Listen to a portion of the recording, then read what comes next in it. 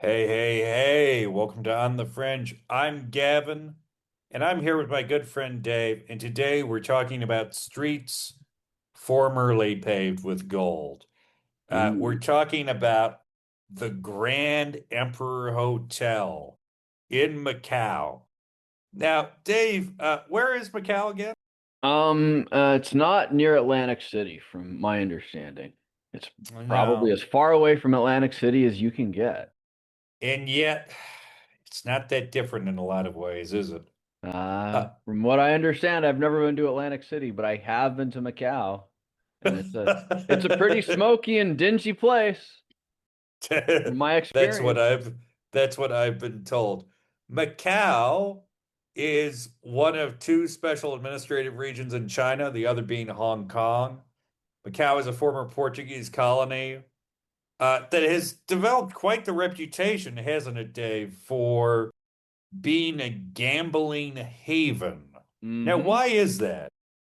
Well, in Macau, you can legally gamble. It's one reason.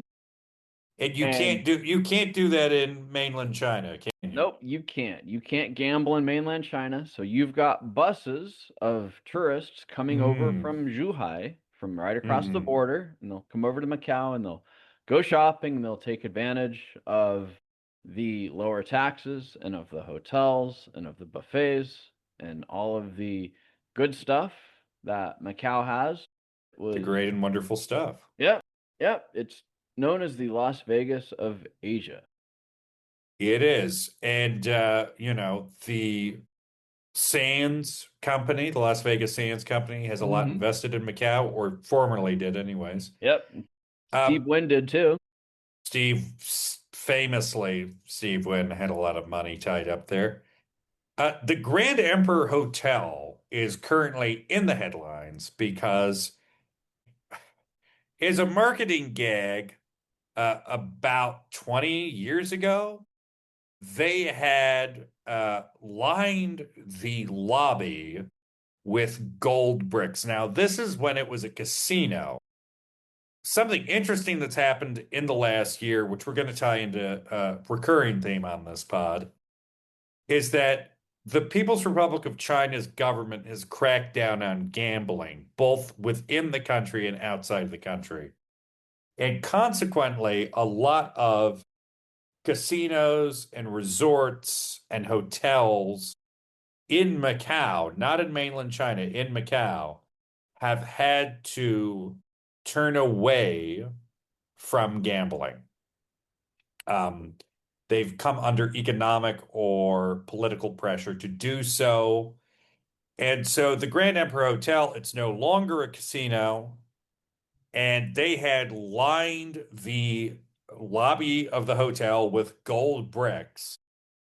I think in the last couple of weeks have sold the bricks off. So Well, they, somebody found a golden opportunity. Let's just say that. boy, they did. And I bet someone got a golden handshake too. Mm. Oh, they took, in their words, took advantage of the the rapidly fluctuating gold market and sold off the gold bricks from the lobby, making over $13 million in the process, which is not a little bit of spending money, even for formerly quite a large casino. They literally liquidated their assets. Now, how does this tie into the bigger picture, Dave? I mean, not even touching the fluctuating gold prices. Why does this sort of tie into some of the other things we've been talking about? Well, in the past, a lot of Macau's casinos have been used for money laundering. Hmm. And money laundering is something that is very important to a lot of the scam farms in Southeast Asia. And Yeah. we actually just had a pod a couple days ago that we put out about some of these scam farms being in the basements of casinos. And one of the reasons why you'd want to have a scam farm in a casino is it's very easy to have proceeds coming in and proceeds coming out and having them cleaned by either being played in the casino or just shifting around the casino where it's very, very Hmm. hard to trace the source of those funds. Yes, and it seems likely that this has played a not insignificant part in the Chinese government's decision to crack down on gambling in Macau. Formerly, it was considered to sort of be a safety valve for people who just like to gamble, enjoyed being in a casino, whatever else. If you wanted to let off steam, you could go to Macau, no problem. Now it seems like the Chinese government is increasingly concerned of the ties to organized crime, of the opportunities for money laundering, and are basically trying to just crack down on this as a possible source of income for organized crime groups that they perceive as targeting Chinese citizens.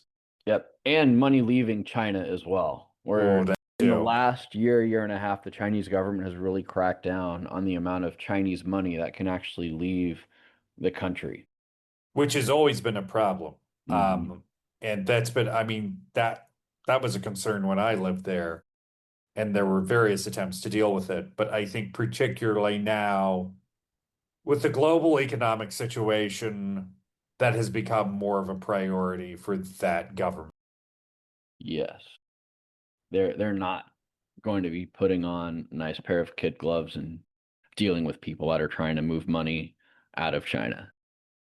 And no longer will we be able to walk down the yellow brick road. Nope. Nope. Da, da, da, da, da, da, da. I can't even I, sing I that. I'm I'm not even not I'm even not gonna even gonna try. try. I'm not You even gonna try. I thought about it for 5 seconds. I'm like, no, no, that's not gonna work. Anyways, we're melting. Oh, what a world! What a world. I can do that. you got the job, Gavin. Thank you. Anyways, Toto, we're not in Kansas anymore, and don't, whatever you do, try to go gambling in Macau right now because you might not like what you get. You're definitely not going to get any gold bars. They've sold those off. Hmm. So, on that note, please like, comment, subscribe. We appreciate any listener engagement at all. And if you would like to hear more stories about money laundering, I guess, Hmm. give us a shout. We'd love Yeah. to hear it. And if you see a Dave, golden opportunity from being on the Fringe, shoot us a message. We'd love to have you on. genuinely, this is the part of the year where we go, anyone wants to have an interview or wants to talk to us, please reach out. We'd appreciate it. From On the Fringe, it's me, Gavin. This here's Dave. Yep. Thank you guys. I'm gonna hit Dave, the button. it's a button.